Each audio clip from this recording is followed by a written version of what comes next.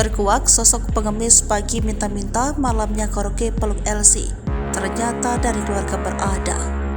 Sosok Aris Munaji 40 tahun jadi perbincangan setelah videonya memburuk Elsie viral. Diketahui, Aris Munaji menjadi seorang pengemis di Kabupaten Pati, Jawa Tengah. Berdasarkan narasi video beredar, setelah pola pengemis Aris Munaji asyik berkaraoke dengan wanita pemandu lagu. Sehari-hari, Aris itu mengemis di lampu merah Pasar Puri, Kabupaten Pati. Bahkan ia tetap mengemis meski videonya telah viral. Pada Selasa 4 Juni 2023, Satpol PP melakukan razia dan mengamankan Aris Munaji. Kepada Satpol PP, dia mengungkapkan dia sering meminta-minta di sekitar Puri. Hasilnya pun cukup besar.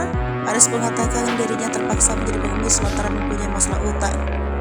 Soal video lainnya yang viral memperlihatkan dirinya di tempat karaoke, Aris mengaku itu memang dia.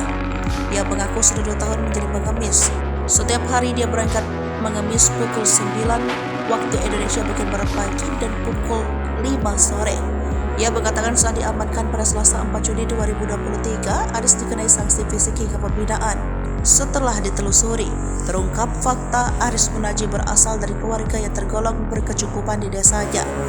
Keluarganya tinggal di desa Tegal Harjo, Kecamatan Trangkil Pati.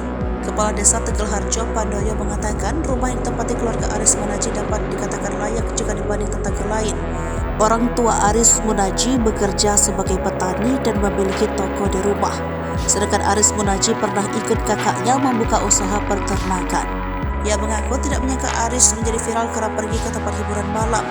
Menurutnya Aris memiliki keterbatasan dan membuatnya melakukan kesalahan. Menurutnya, Aris Munaji bukan orang yang suka berfoya-foya seperti banyak yang diberitakan. Bahkan narasi yang menyebut uang hasil mengemis digunakan untuk sel Elsie juga dibantah.